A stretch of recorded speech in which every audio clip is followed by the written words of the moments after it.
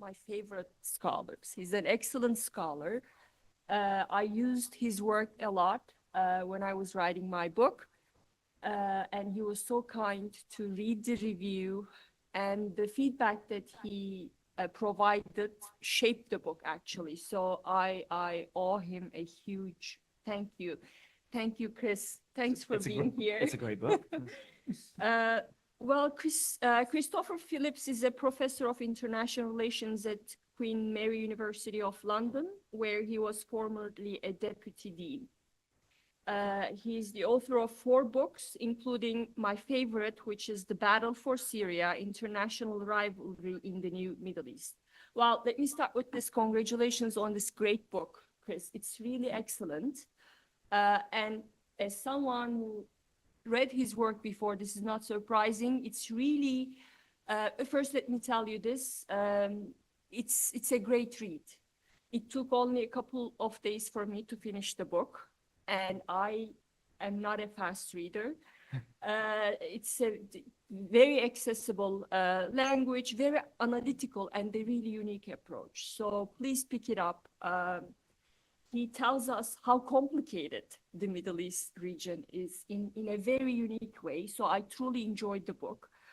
So let me start with this question. In the book, you argue that there is now a new Middle East. And if you ask the current American president or the one before that, there's nothing new in the region, right? Just last week, I think it was President Biden claimed that the Middle East has long harbored an ancient hatred for Jews.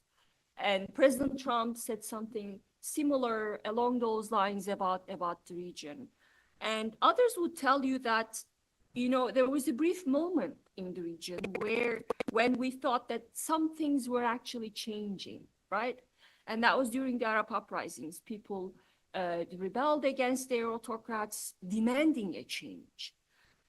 But those hopes were dashed shortly after, and the region went back to its old authoritarian ways. So my first question to you is, Chris, is there really a new Middle East?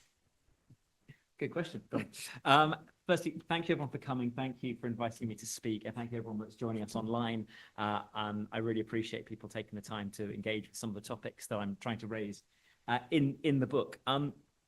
The idea of the book, just to give a bit of background before I go to answer the question, is to offer, as Gonal suggests, an introduction to the international relations of the Middle East. This is a region which is frequently characterized in, rather like President Biden suggested, a relatively simplified way, actually. It's on the one hand, it's presented as quite complex, but on the other hand, people often, whether it's politicians, whether it's journalists, whether it's, you know, scholars such as myself, often try to reach for these kind of simple off-the-shelf explanations to explain conflict and violence and instability in the Middle East. And it might be, again, the classic ancient hatreds. It's to do with religion. It's, you know, Jews versus Muslims or Sunnis versus Shias. Some will say it's about the role of oil, the fact that there's a huge amount of, you know, oil and petrochemical originating in this region, that it's all about oil. Some will go back to imperialism or say it's all about the legacies of the British and the French having carved up the region a certain way, or more, you know, more recently, people might talk about neo-imperialism, the role of the United States in trying to carve out a particular agenda in the region. And what I kind of wanted to do with this book was move away from that simplicity, that simple off-the-shelf explanation, and to say, well, all those factors are in play. I'm sorry, Chris, to be interrupting, but can you speak closer to the mic, because people are saying that they can't hear us. Is that better? Should I be on green or red? Green. Okay. Sorry. Great, thank you. Okay. Is that better? I hope that's good. Anyway, so the idea was not to deny the existence of any of these factors. They all play a role, of course, but the single off-the-shelf explanation isn't helpful. So actually, I find sort of, you know, someone like Joe Biden saying, "Oh, it's all about these ancient hatreds," distinctly unhelpful. Actually, you know, he is trying to look for that simplified explanation, perhaps to justify a particular policy or a particular approach. Perhaps he really believes it. Who knows? But what I wanted was to produce a piece of work that would allow people who are interested in getting beyond that sort of superficial explanation, a bit more of a complex understanding of the region. And the kind of headline that I really emphasize is, don't be scared of the complexity. Complexity is fine. Like, complexity is good. That actually means that there's a lot going on. Now, that might be daunting, but what I hope is the way I've written this book is that it doesn't have to be. Actually, you can break it down into manageable chunks to try to understand the complexity. And the way that I've done that is by talking about 10 different types of conflict, 10 different places. I talk about violent conflict, places like Syria, places like Libya, places like Yemen, places like Palestine. I talk about non-violent conflict, or sort of, contestation, places like Egypt, Lebanon, the Gulf. And also go a little bit further afield and look at the Horn of Africa, for example. And the logic of the book is that you can look at any one of those individual chapters and read them on their own and understand, okay, right, I just want to know about Yemen. In 8,000 words, you'll get a good picture of the complexities of Yemen without having to fall back onto those simplified, oh, it's all about religion, or it's all about oil, or whatever it may be. But you could also read all 10 in turn, or even a few of them, and get a broader, holistic picture of what's going on in the region. And that brings me to answering the specific question, which is, I make an overall argument in doing so, that something in the Middle East has changed relatively recently. And I'm also very conscious, plus ça change, plus la même chose, we need to be very cautious about talking about dramatic shifts in history or politics or whatever it may be. Everything is continuous and everything is always constantly changing and evolving. So I don't like to say, right, this is a dramatic transformation, a shift that has happened, and it's a massive break from the past. I don't think it is a massive break from the past. Most things are relatively similar, but there are certain things about the international relations of the region that I believe have changed in the last decade and a half that warrant this title, The New Middle East. And I'll briefly summarize them now, but we might then sort of go into them in a bit more depth. Those 4 changes are, firstly, the most important, the changing role of the United States in the region. Absolutely key. In the 1990s and 2000s, the United States positioned itself as the hegemon in the Middle East. It was perceived by both the United States enemies and its allies as the dominant power that would be the go-to actor in case of crisis, and at certain times, it actually interjected itself into the region, such as the 2003 Iraq invasion. Since, and again, putting our finger on the exact time period is difficult, but on the time period from beginning with the 2008 financial crisis globally, and then the 2011 Arab Spring in the region in the Middle East, there has been a shift in the US approach to the region and a reluctance to get as involved as it was in the past. It's not to say it's not getting involved, but reluctance to be as involved as it was in the past. And the key point is that it is now perceived by people in the region and by governments in the region to be less activist than in the past, which means they plan their policies in a different way to how they did in the 1990s and 2000s when the US was seen as the hegemon or the dominant actor. So it's not the US is weak or anything like that, and it is still, as we've seen after October 7th, active in the region and a very powerful, if not the most powerful, external actor in the region. But it is no longer perceived, as it was in the 1990s and 2000s, as the only game in town or the dominant actor. Which moves on to the second change. The second change is who has filled that vacuum or that perceived vacuum. To a point, external actors from beyond the Middle East, most notably Russia and China, in some instances have played a more active role in a military sense from the Russian side and in an economic sense from the Chinese side. But actually, mostly that vacuum has been filled by more activist regional powers. So that's the second major shift. Previously, there were a limited number of sort of interventionists in the region, in the past, Egypt, Iraq, in its neighborhood, Israel, but not so many. That number has hugely increased. Now we might talk of interventionist powers in the region. Iran obviously hugely benefited from the 2003 Iraq war, where Saddam Hussein was removed and then effectively the Middle East was left open for Iran to get more involved. Turkey has shifted its position, having been previously sort of more westward facing, is now far more willing to get involved in the Middle East. The Gulf states, UAE, Qatar, Saudi Arabia, all of whom, for different reasons, tended to be more local in their politics, have become regional activists. So you've now got a lot of regional powers playing an activist role in the region. And interestingly, they're competing with one another. It is not simply the case of, a neat, what we might call sort of bipolar world. I think sometimes people like to characterize the Middle East as Iran versus the rest, which is a complete mischaracterization. You often have, allies of one another, like Saudi Arabia and the UAE, competing with one another in places like Sudan, or the Horn of Africa. You have fellow allies of the United States, Turkey and the UAE, backing different sides in the Libyan civil war. This is not a simple, right, everyone's either with the US or with Iran. It's far more complex. It's multipolar. And that is another major shift.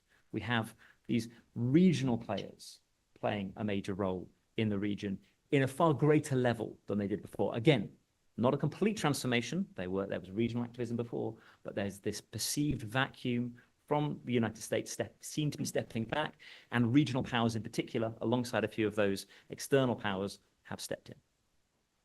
A third change, and this is where 2011 is really relevant, is the number of weak states in the region in which these rivalries play out. So prior to, say, 2003, we might have talked about one weak state, or we might say failed state. I don't like that term, but you know what I mean when I'm talking about it, in the region, which was Lebanon. A state that had very limited sovereignty and was competed over by multiple external actors. In 2003, Iraq was added to that list.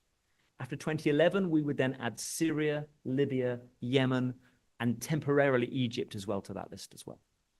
So the number of arenas in which these competitions could play out is hugely increased.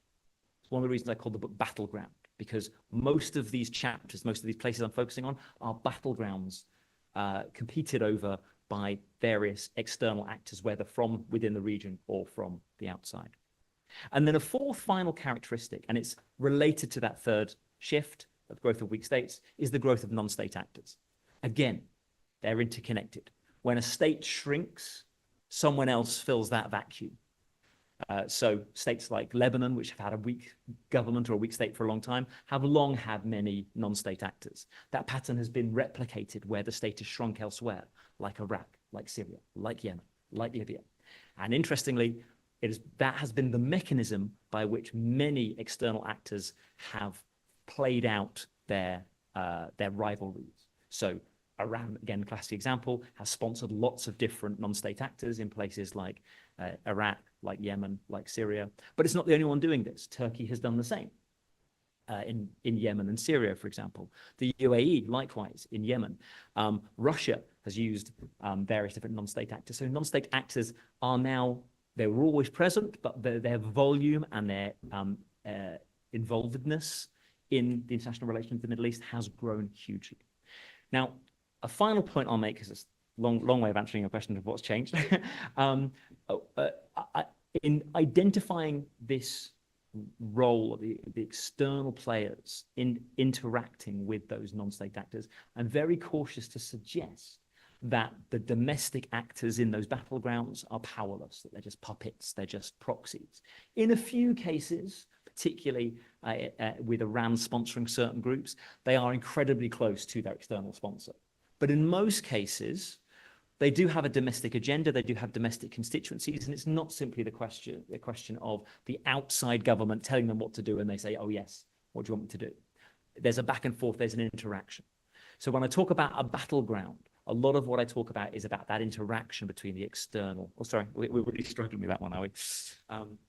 I talk about that, the interaction between those external and internal dynamics. And that is what I think, added all those things together, makes up this new Middle East, this shift. And it really is a shift that has come about primarily, I believe, because of the shift in the role of the United States. And then the other factors have come after that. So it's something that began around the sort of the failure of the Iraq War. And we're now actually, I would even argue, we can maybe talk about this later, what's happened after October 7th is in many ways a symptom of that change in the region rather than something dramatically new. I think the dramatically new things occurred about 15 years or so.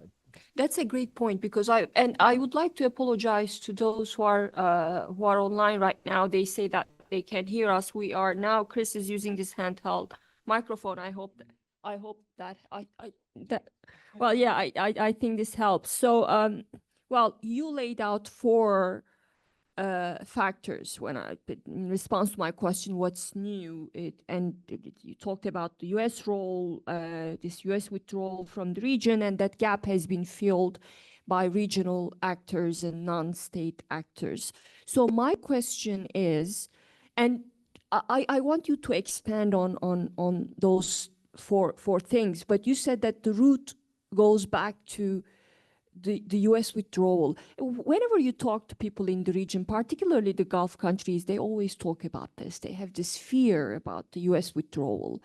And now with October 7th, people are saying that, well, you know, the Americans have been pulled back into the region. But I do not actually agree with that, because I think this is, we'll come to that. We'll talk about the post-American Middle East. But I want to go back to the point that you made about American withdrawal. So American officials would say, well, you have nothing to worry about. We are there. I mean, look at maybe we don't have as many troops as we did when we invaded Iraq, but still we are there militarily, diplomatically, we are there. So I want to ask you this question. So was that all a perception that led to this change, or was that actually, has the United States actually withdrawn from the region?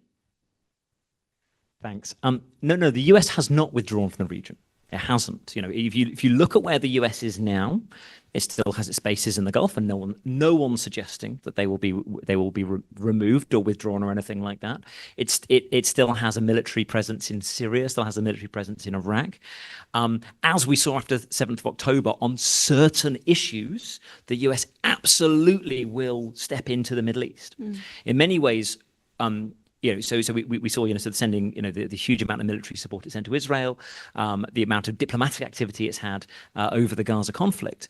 So on certain occasions, the US is absolutely still committed to the Middle East. However, I think several things have shifted from that high point of the 90s and 2000s that are noticeable. And it is about perception, but that's sort of like, there's something that the perception has come from somewhere. So the first shift is three things, really. Global.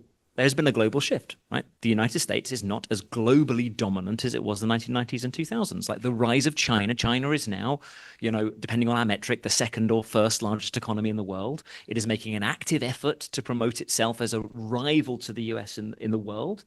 You know, whether it's expansion of BRICS or sort of, you know, the Belt and Road Initiative, it is trying to, you know, position itself as a rival hegemon or sphere of influence. That was not the case in the 1990s or 2000s, right? After the Cold War, the US was largely undisputed. It was able to do things globally, whether it was intervention in Bosnia or, you know, the 1991 Gulf crisis or whatever it was, without any kind of challenge. Globally, that has changed, really. And the 2008 financial crash, I believe, was the tipping point. It was, you saw the huge shift of capital from the global West to the global East, and a recognition after that that actually maybe the US-led world is not as attractive to other people, particularly in the global South, and China has the capability to be more powerful than it was in the past. It's not to suggest China is on parity with the US. It is not, but it is in a much more elevated position than it was in the past, and global politics has reflected that. At the domestic level in the United States, there has been a shift. Right, you know, there has been question marks about interventionism and boots on the ground, right? You know, the 2003 Iraq war had a dramatic effect on US domestic approaches to foreign policy. That's not to say that the majority of Americans suddenly became isolationist, but you see repeatedly presidents after George W. Bush emphasizing, we will not put boots on the ground. You know, they've shifted technology. They've used drone warfare and things like that. Again, it's not to suggest that the US will not be involved militarily in other parts of the world, but there is a recognition that at a domestic level, successive US presidents from Obama and then Trump and now Biden are very, very cautious in a way that neither H.W. Bush nor Clinton nor W. Bush were about intervening abroad. And we saw this absolutely with the Syria crisis, with the Syria civil war. Obama's red line, you look at all of the internal things that have now come out about that. It was great because this is all the stuff that people were telling us privately in 2013, 2014, and now they've all published it so we can talk about it more openly. But Obama was saying, you know, I don't want to get sucked into this. This doesn't work. Look, now that was a direct reaction to the failures of Iraq in 2003. So that interventionism has shifted the dial on American willingness to intervene. Okay. And then, as a consequence, the third shift, the third sort of impact on that is what's happened in the Middle East itself, and that's where the perception comes in. Because actors in the Middle East have seen this. They have seen, well, wait a minute, the US is not the dominant actor it was before. It's not always willing to intervene, and it's not always willing to intervene on quote unquote our side. So the Gulf actors, for example, the Gulf states, were absolutely livid in 2011 when, firstly, Obama refused to stand by Hosni Mubarak.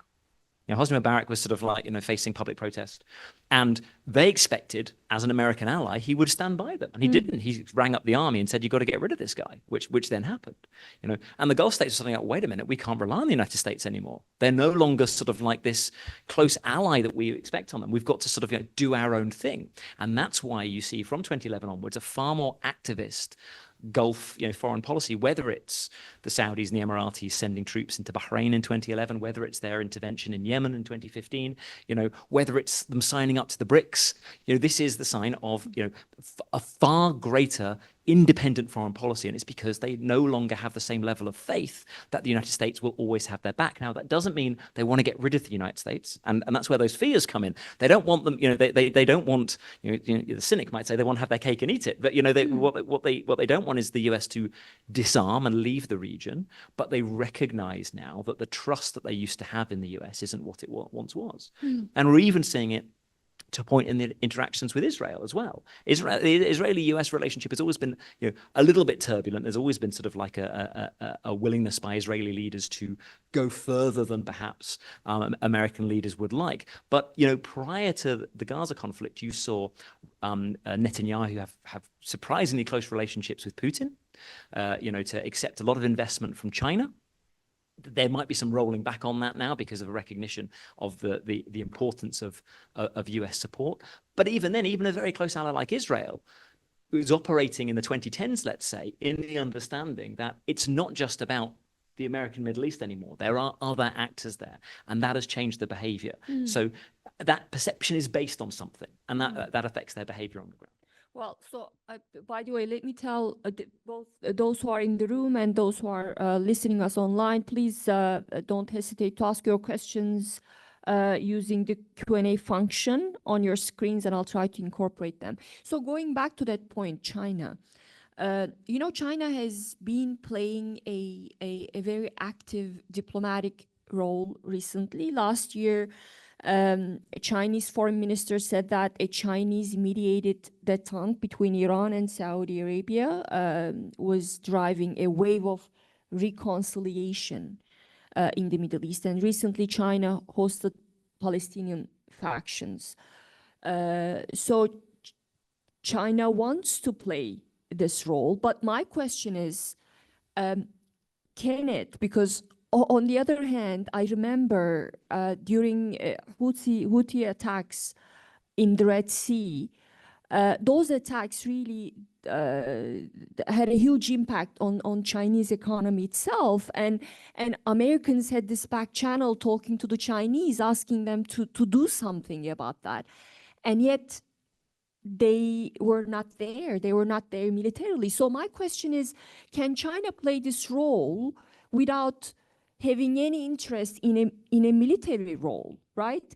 And the regional countries, can they rely on China? Again, going back to the Chinese mediating between Saudis and Iranians, I'm not sure if that was a Chinese-led initiative. Actually, my thinking is that, Saudis wanted that to be framed that way as a signal to the Americans, look, we have options. This is a game that President Erdogan knows all too well, Whenever there's a problem in Turkey-US ties, he goes, meets with Putin just to suggest that, I have other options. So, yeah, is that the diplomatic role that China has been playing? Is it even real?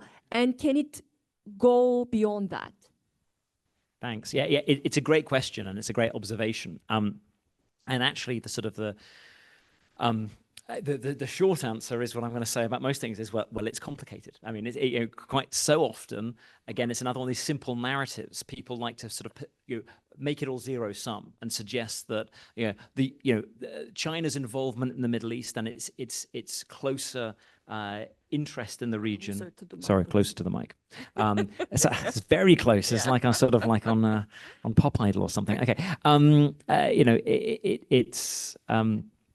It's one of those situations where there's an assumption that if China is taking an interest in the region, it must be trying to replace the United States.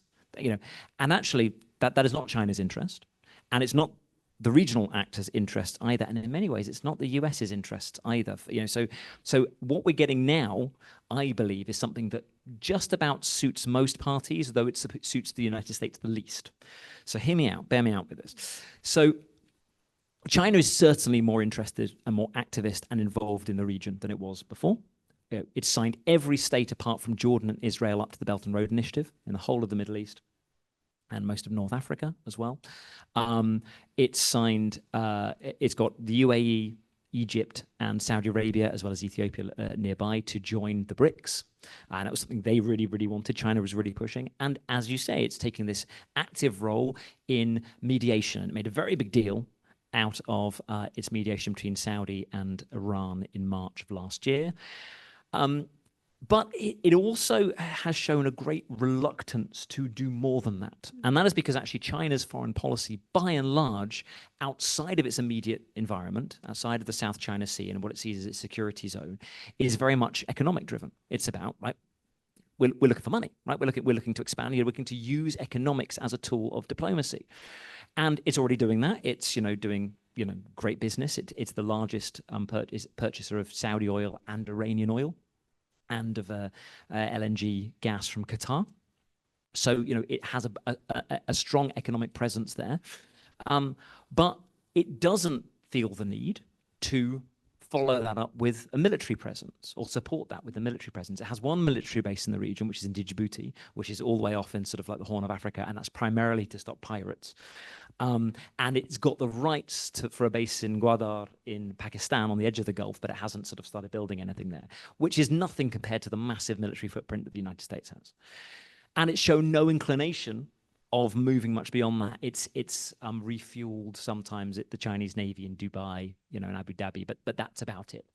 And the short reason why it's not doing that is it doesn't need to, right? At the moment, China has a great setup. It's what Trump quite accurately called China's free riding on the United States. The United States has all the military bases in the Gulf.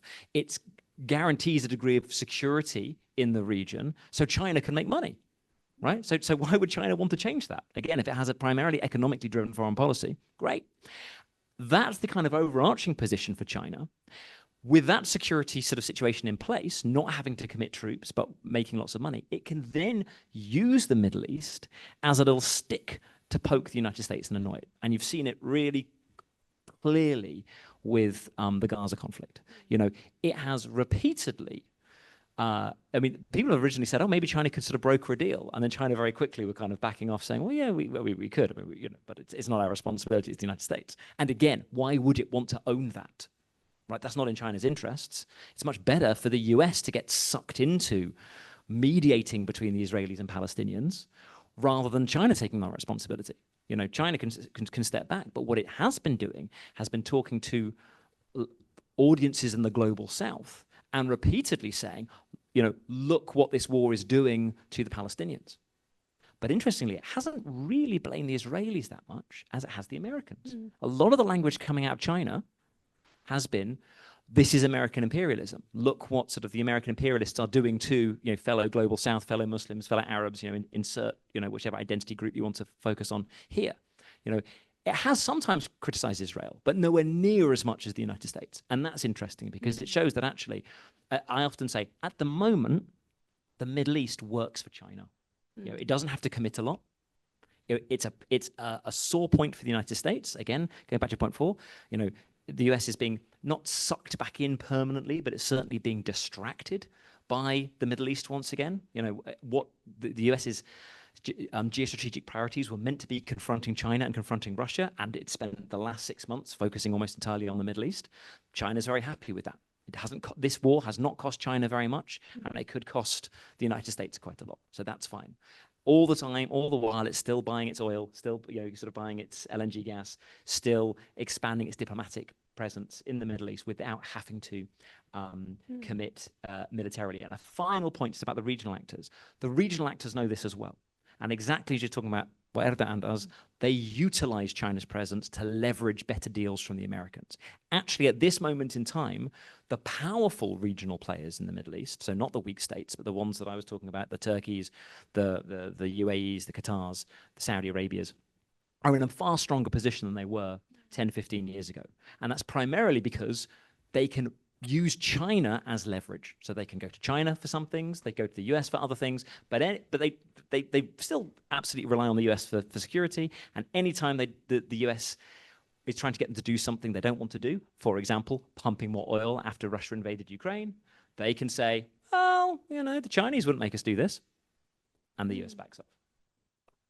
Well, now the Saudis are going to use the post-October 7th dynamics as a leverage. They are, because Biden is now in such a tough spot that they think that this is the perfect time to get that security deal with the United States. But going back to external actors, what about Russia? Are Americans, this whole deal about the corridor linking India to the Middle East to Europe, through the Middle East to Europe, that was framed as an alternative to Chinese Belt and Road. But Russians, given what's happening in Ukraine, is also, it's a problem, particularly in Africa, I would say. I mean, in Africa, Russians are really filling this gap. Chinese too, but Russians are offering something that Chinese are not willing to. Again, the security thing with Wagner and all. But if you look at the Middle East, I mean, how threatened do the Americans feel about Russian presence there? Or what does Russia want to do when it comes to the Middle East? Because then you have these, you have Egyptians want to cultivate closer defense ties with Russians, and there was this talk of, I believe it was Qatar, talked about acquiring Russian S-400s. So yeah, what about the Russians?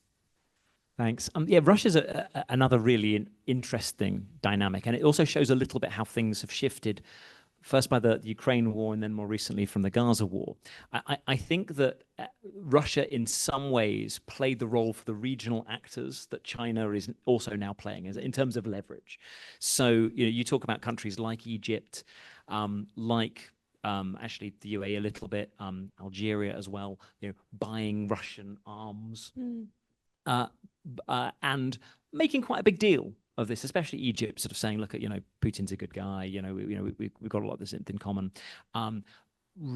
Admitting Russia's ally, Bashar al-Assad, into the Arab League last year. Again, one of these kind of symbolic shifts to sort of say, look, when at a time when the US has still got heavy sanctions on Assad and is really trying to get its allies to not abandon the sanctions regime. Again, it's another sort of way of saying to the United States, you're not the only game in town anymore. We're no longer sort of, feeling bound to do what you demand of us. Now, I should always say, it was never really the case that all its allies always operated exactly in the way that the US wanted to do. That's not how sort of allyship works.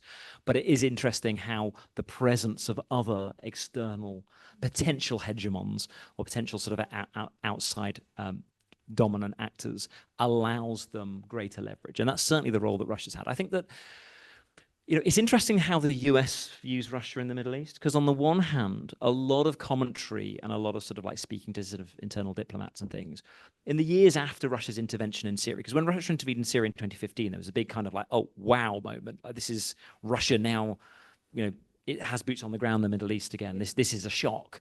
We weren't expecting this.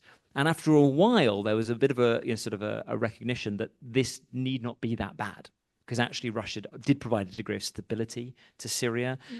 It did act as the kind of mediator, interestingly. I mentioned the close relationship with Israel.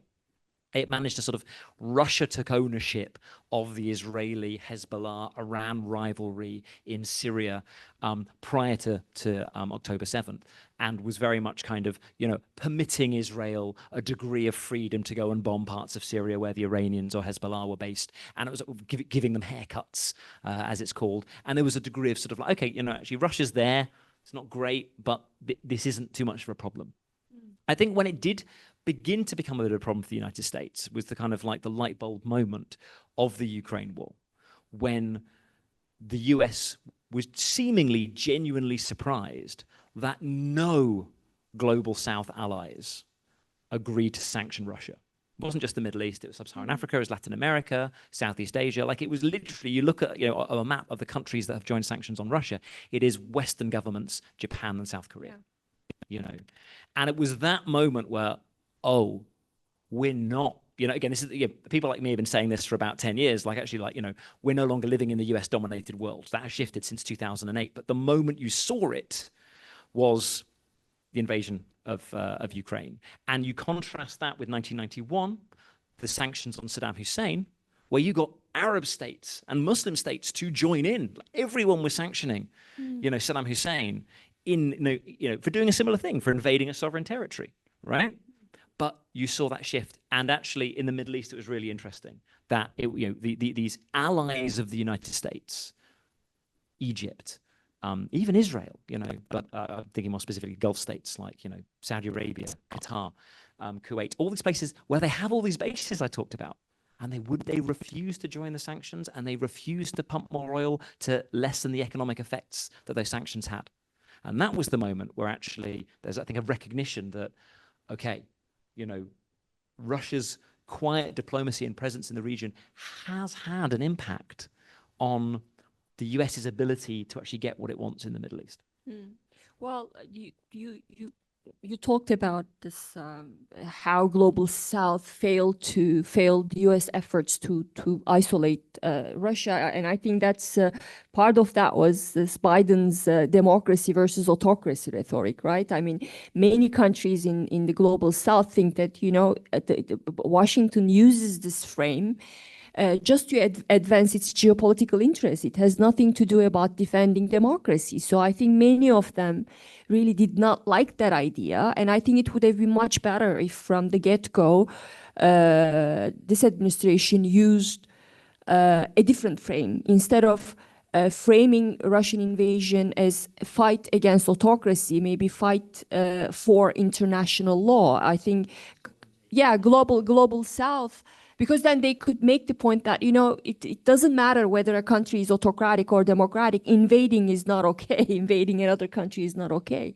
So, and that takes me back to this notion of waning US credibility, right? And I think that's one of the reasons why we see the United States is not able to play that global role anymore. And I think what's happened since October 7th is only going to strengthen that threat. That's why I'm skeptical when people say, well, we talked about US withdrawal from the region, but see what's happening now. Americans are now back in. But I think that it's actually going to have it's going to strengthen the things that you have been talking about, because Biden's stance on Israel really dealt a huge blow to US, whatever was left of US credibility in the region. So that will only mean that there will be less role to play. So my question to you is, how will October 7th impact the region, both in terms of outside intervention and those regional dynamics? I should probably make this the last question, so we could open up for the floor as well. I'm quite conscious of that. It's a really interesting question, and the short answer is it's too early to tell. It is too early to tell because this is still a live conflict, and we don't know exactly what's going to happen. I think I would argue, and there have been interesting. A lot of scholars and commentators have said, October 7th changes everything for the United States. The US is back in the Middle East. All this talk of stepping back, actually, October 7th shows that the US can't step back. It will always, seek to come back. I would disagree with that a little bit.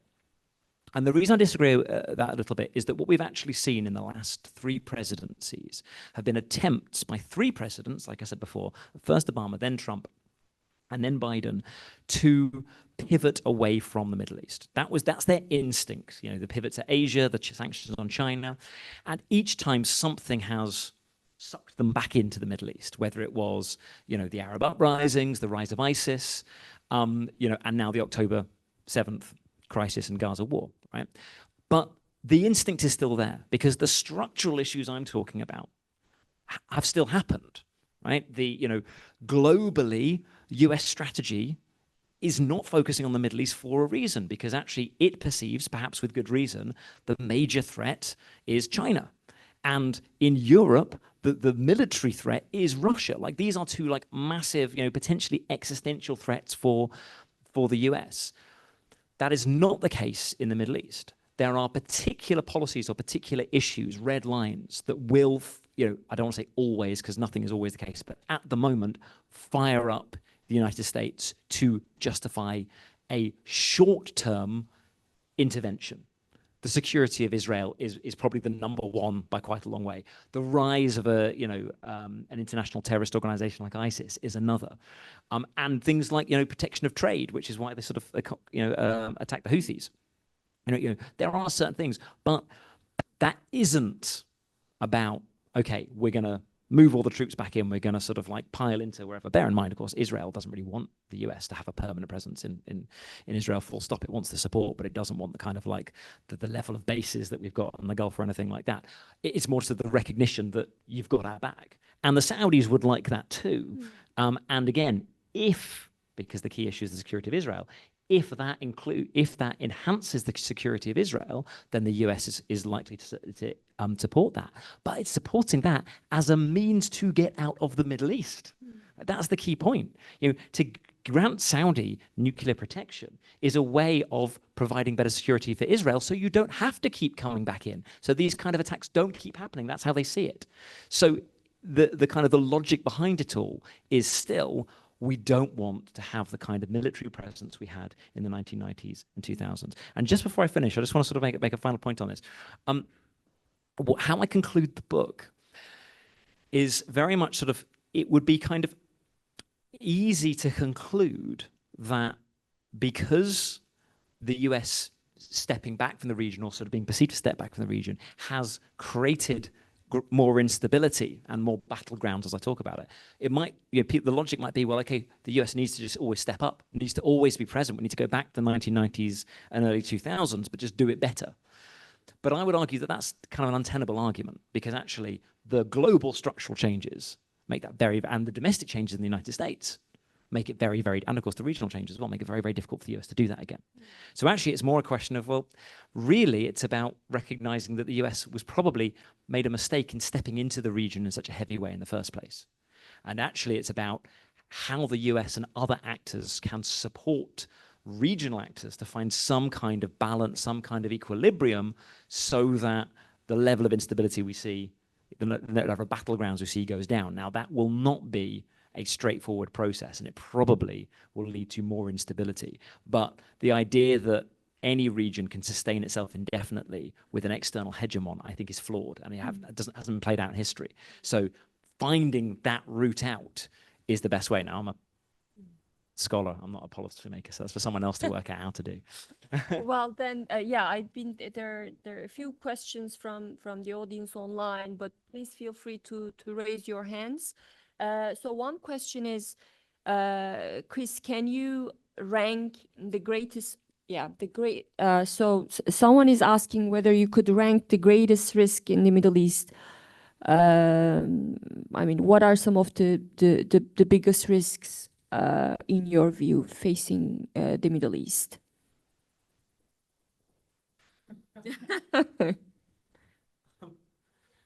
I'm not quite sure how to answer that. It's simply because, how long's a piece of string? Like we could talk about, depending on your perspective, if you are Israeli, the sort of the threat from Hamas, the threat from your sort of a Hamas-esque attack, more attacks from around, that's absolutely what you would see as the greatest threat. If you're Iranian, your perspective would be like the opposite. It would be sort of more sanctions, or, a full-on a successful attack on Tehran, right? It's all about perspective.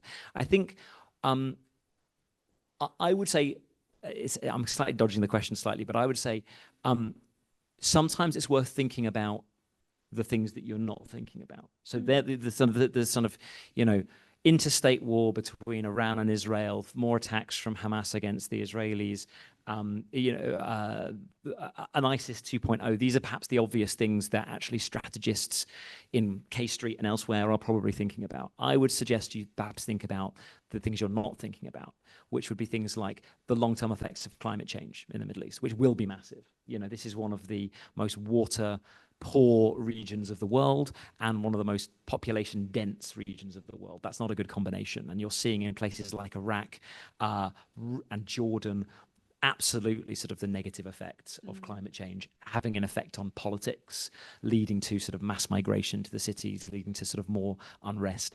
There was a climate change aspect to some of the uprisings in 2011, like Syria. We can't prove that it was absolutely linked to that, but it showed the effect of the drought and sort of like on largely agrarian societies moving into cities where there isn't really much of an industrial base. That can have a major sort of, socioeconomic impact. The place I would always say to look at and be most scared of in this respect would be Egypt, which is the largest, the largest populated state in the Arab world. Well over 100 million people. And we're about to see Ethiopia dam half the Nile, which is not going to have a very positive effect on Egyptian agriculture in a country that is already incredibly poor and sort of like really low behind, but large parts of the population below the poverty line. European governments are terrified of migration, and a country on the Mediterranean with over 100 million population either abrupting into revolution or flight is not a pretty picture. So that's something to sort of think about that I think people maybe aren't focusing on. Oh, that's a good. Any questions from people in the room? Yes. Yeah, please wait for the mic.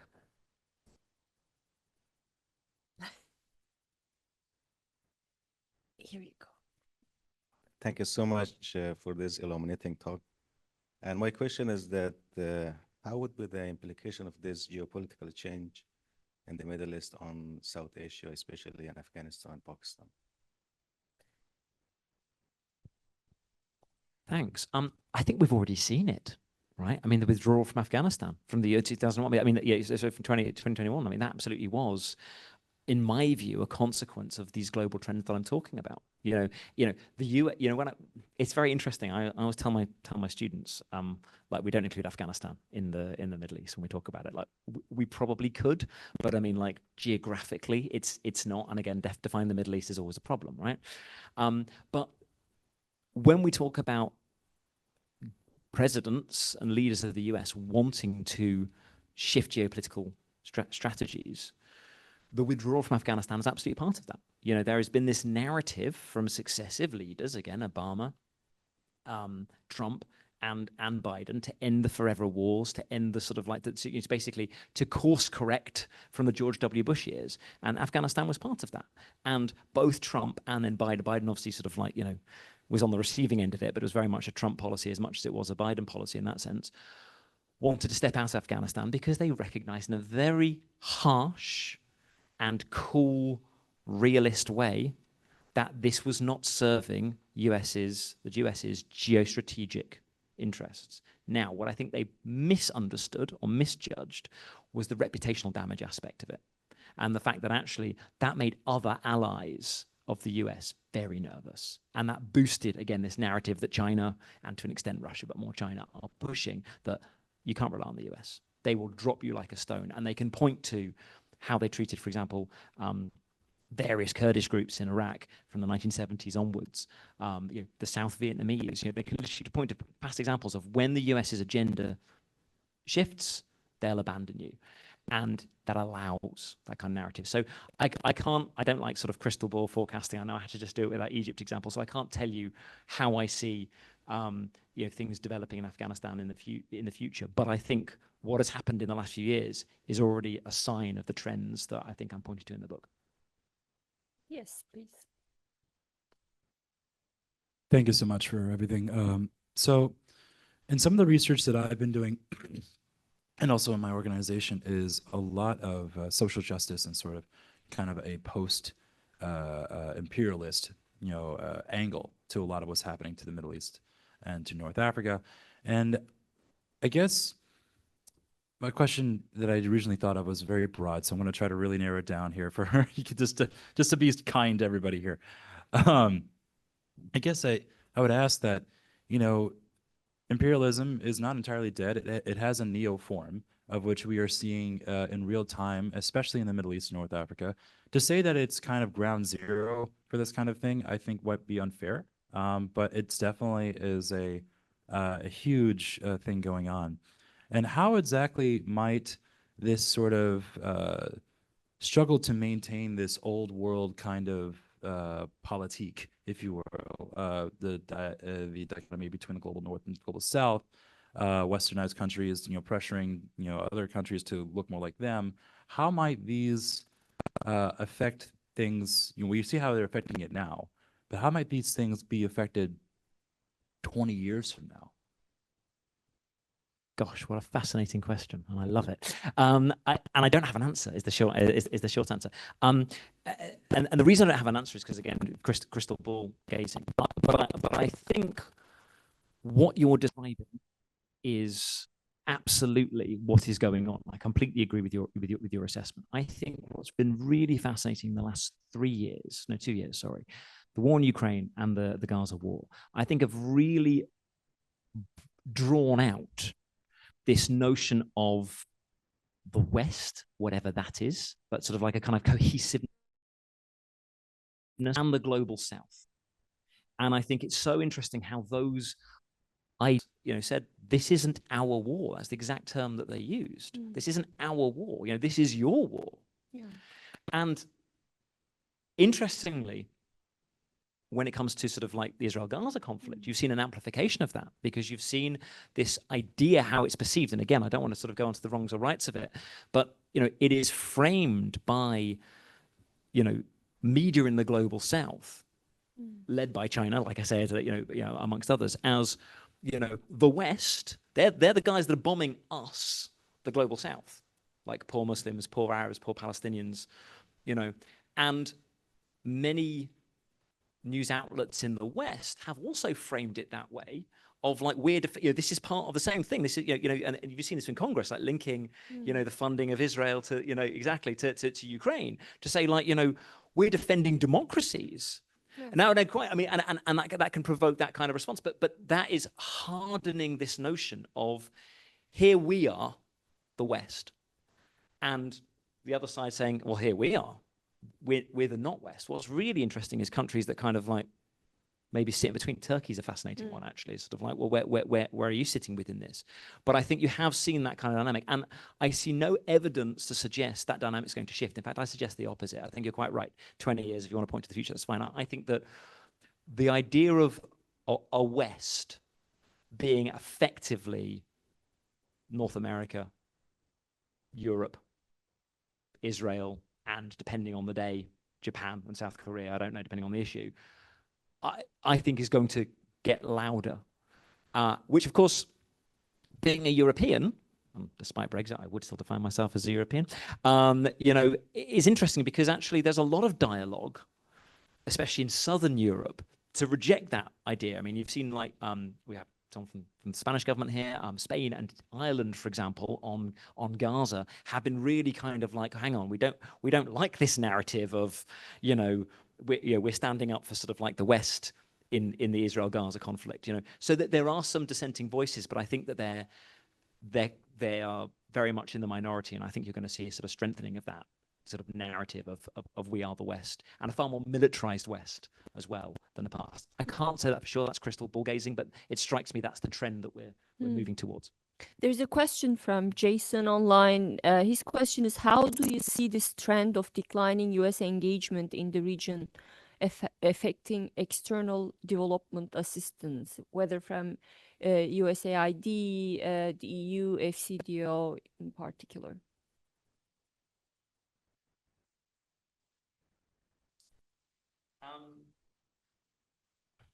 I hate to be all sort of depressing, so sorry. I try to be an optimistic person, but I don't know why I spent the last 20 years researching the Middle East. I am a Turkey scholar. You don't need to worry about me. I'm depressed already. Not in a good way, unfortunately. I think already we've seen what's interesting is that, okay, so if you want to take the post-imperialist argument, which it is a very valid one, you could say that aid has always been used as a diplomatic tool, right? It's always been used as a way to try to get what you want internationally, right? But what I think we've seen in the last 10 years or so with the shift towards populism in the West, again, the West, most generally, is a more overt willingness to do that. Like aid should be one of our one of the tools in our arsenals to get what we want internationally explicitly. So not this kind of general, John F. Kennedy type approach of like, well, actually, if the world is better off, if the world is wealthier, then they'll eventually gravitate towards Western values, and that'll be a good thing. It's a much more kind of, let's say, Nixonian, look, we're going to give you some money so that you do what we want you to do. And you've really seen that in the last couple of years. The language in my own country about like, why are we giving money to these people? These poor people. What are we getting out of it? And much more transactional. It's very Trumpian as well, and that kind of transactional. And I see that moving forward. One thing that's really noticeable is in the EU, you've seen this shift towards more and more populist governments. As that happens, and it does seem to be happening, countries like Italy, there have been some notable exceptions, like Poland, that have moved from more populist to less populist. But groups like Alternative for Deutschland in Germany, people like Le Pen in France, this shift towards more populism will lead to even more kind of like a harder-edged view of how one uses aid, and bringing things back to the Middle East, a harder-edged view of the Middle East. There'll be far less, those people in power are far less likely to say, well, actually, we really want to promote, even if we move away from things like democracy, but like good governance, the rule of law, education. It's much more about, look, we want to keep migrants out. And we've already seen this with the recent deals by the EU with Tunisia and with Egypt, which is primarily about, we will pay you, and with loads of Turkey, we will pay you to keep these people away. And we don't really care what you do at home. But so going back, and we have just 1 minute. If no questions here in the room, I have going back to that point about, so you talked about, yes, a post-American Middle East has emerged, and it's not a tragedy. It could be a good thing. But you also said that the things that we must focus on is like climate change and European concerns about preventing migration. Is there a US role there, given that these things are really difficult to tackle? You need transnational cooperation, right? So is there a role for the United States to play in the region? So I would say yes. Again, this is really edging towards the policy side of things, but I don't think it will happen. But it goes back to my point about, I said at the end of the book, that if you start as your base, as your baseline, that actually what you want to reach in the region is some level of equilibrium, some level of balance. We could talk about sort of like one of the big problems of the Middle East as a region is that rather like Europe in the sort of 18th to 19th century, you have lots of centers of power. It's not like South America or Southeast Asia where you've just got one or two powerful actors. You've actually got lots of powerful actors, which means they can compete with each other in multiple arenas, which means the likelihood of conflict is higher. Ideally, outside players should be trying to help them build regional institutions, governance, accepted norms, and all that kind of thing to try to sort of move away from that sort of contestation. The United States has not done that. In fact, it's never done that. It has seen the Middle East, as the British did before, and the French and so on, as a region to try to further their interests. And that means backing certain groups and opposing other groups. So, it requires that massive step back to say, actually, in the long run, what we really want is stability in this region. And to do that, we need to kind of find a way of getting everyone to sort of be relatively satisfied with the status quo. But the US hasn't done that for understandable domestic political reasons. I can understand it. You can explain it. But in terms of if it's actually sort of going to benefit the region, the people that live there in the long run, it doesn't seem like it. Well, thank you so much. We have to end it there. Again, this is a great book. Pick it up. It's available on Amazon and I believe on Yale's website as well. Yeah, it's congratulations, Chris, and thank you so much for taking the time to talk to us today. Absolutely.